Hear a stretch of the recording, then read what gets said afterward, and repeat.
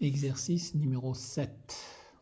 On demande de calculer le nème terme un de la suite de Fibonacci, qui est donné par la relation de récurrence u1 est égal à 1, u2 est égal à 1 et un est égal à un-1 plus un-2, et ceci pour n supérieur à 2.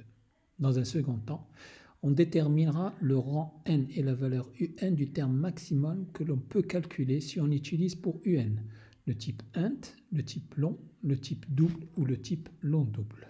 Comme dans tout programme en C, je dois commencer par inclure les différentes bibliothèques dont j'aurai besoin. Ici, include stdio.h et puis éventuellement conio.h si j'en ai besoin.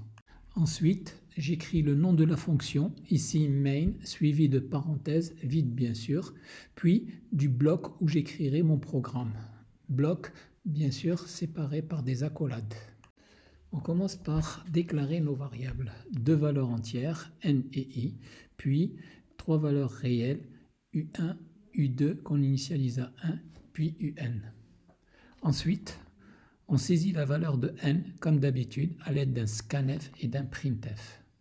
Si la valeur de n saisie au clavier est supérieure à 2, alors on fait une boucle simple pour pouvoir calculer cette suite.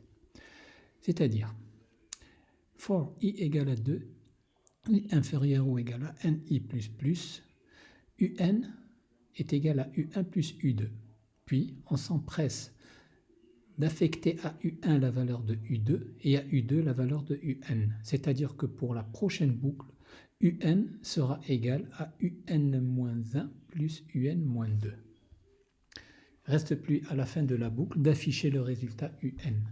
Sinon, c'est-à-dire que si n est inférieur ou égal à 2, on affiche comme quoi on ne peut pas calculer la série.